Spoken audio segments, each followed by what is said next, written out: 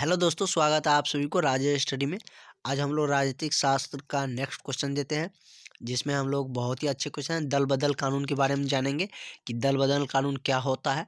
और यह क्वेश्चन अभी तक में बहुत बार पूछा भी गया है, इसलिए यह क्वेश्चन BBA मार्क करके आप रख लीजिए, क्योंकि इससे मतलब बहुत बार अभी तक यह क्वेश्चन पूछे ही जा चुके हैं, तो आपसे भी पूछा जा सकता है, इसलिए इसको मतलब आप टिक मार्क करके रख सकते हैं। तो चलिए स्टार्ट करते हैं क्वेश्चन। इससे पहले यदि आप चैनल पर नए हो तो सब्सक्राइब जरूर करिएगा और दोस्तों में शेयर भी कर दीजिए। मेरा क्वेश्चन कह रहा है कि दल बदल कानून क्या है, मतलब इसके बारे में जानना है कि दल बदल कानून होता क्या है। सन 1985 ईस्वी में 22वां संविधान संशोधन करके अनुसूची मतलब संविधान में अनुसूची करके लिखा गया है, तो उसमें 10वीं अनुसूची में जोड़ा गया किसको, दल बदल कानून को। मतलब दल बदल कानून 22वां संविधान संशोधन करके 10वीं अनुसूची में दल बदल कानून को क्या किया गया, बनाया गया है। इसके अंतर्गत दल बदल क्या होता है कि मतलब जैसे कोई नेता किसी पार्टी में है, उसको छोड़ के दूसरे पार्टी में जाना चाहता है तो वो जा सकता है, तो उसी को हम क्या बोलते हैं, दल बदल। तो उसके लिए क्या किया गया, एक प्रावधान बनाया गया, एक कानून बनाया गया जो संविधान में संशोधन करके बनाया गया। इसके अंतर्गत संसद या विधानमंडल के उन सदस्यों को अयोग्य घोषित कर दिया गया। संसद कहिए या विधानमंडल, विधानमंडल का जो सदस्य होते हैं वो, उन सभी को क्या किया जाता है, अयोग्य घोषित किया जाता है जो उस दल को छोड़ता है। मतलब जैसे किसी दल को छोड़ के दूसरे दल में चल गया तो उसको क्या हम अयोग्य घोषित कर देते हैं। जिस पार्टी के चुनाव चिन्ह पर उन्होंने क्या किया था, चुनाव लड़ा था।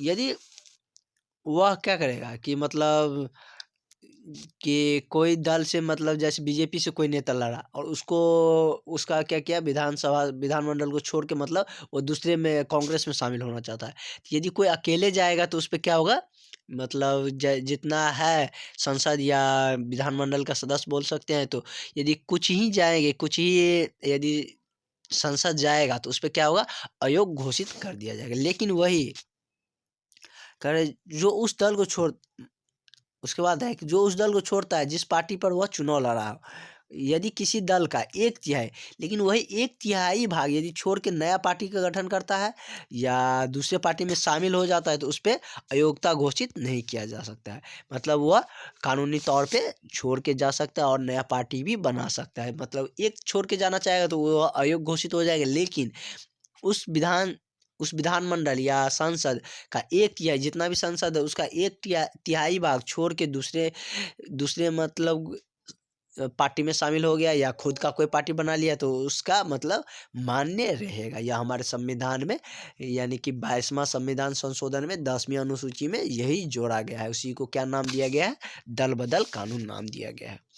इस कानून को पास होने से क्या हुआ कि लोकसभा और विधानसभा की स्थिति निश्चित होगी। मतलब इससे क्या हुआ कि विधानसभा और लोकसभा दोनों की स्थिति क्या होगी, निश्चित होगी। कि मतलब ये नहीं कि एगो छोड़ के इधर भाग गया, एगो छोड़ के उधर भाग गया, तो उसका मतलब कोई माने ही नहीं रहेगा कि वह अयोग्य घोषित कर दिया जाएगा। लेकिन वही एक तिहाई जहाँ पे चल रहा है, देख रहा है कि सरकार की मतलब गलत कर रहा है, तो उसका एक तिहाई यदि छोड़ने के लिए राजी होगा तो उसका मतलब सरकार टूट जाएगा, वो दूसरा पार्टी का निर्माण कर सकता है, दूसरे पार्टी में जा सकता है। तो यह संविधान में संशोधन करके लाया गया। इससे क्या होता है कि कोई ये भी डर नहीं रहता है कि कोई एक मतलब छोड़ के चल गया विधानसभा या लोकसभा या विधानसभा से, तो वही कह रहा है कि लोकसभा और विधानसभा में इससे क्या हो, स्थिरता निश्चित होगी। मतलब कि यदि पार्टी बना लिया तो वह निश्चित रहता है कि नहीं मेरे पार्टी रहेगा, मेरा ही सरकार चलेगा, क्योंकि एक तिहाई बहुत ही बड़ा भाग होता है। ऐसे नहीं कि एक दो के मन बदलने से वह छोड़ के चल गया तो सरकार टूट जाएगा, तो ऐसा नहीं होता है, क्योंकि तब एक दो छोड़ के जाएगा तो उसका मान्य ही नहीं रहता है। तो यही है दल बदल कानून।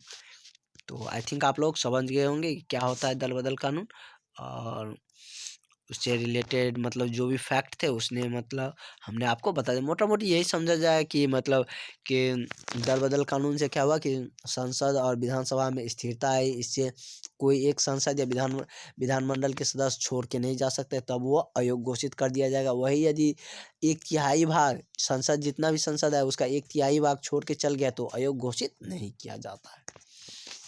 तो चलिए आज के लिए इतना ही रहने देते हैं, और इसे नेक्स्ट लोग 2 क्वेश्चन कवर करेंगे, 2 या इस टॉपिक का क्वेश्चन होगा सारे हम लोग थर्ड अध्याय का चल रहा है, तो थर्ड अध्याय का सारा क्वेश्चन हम लोग नेक्स्ट लेक्चर में देख लेंगे।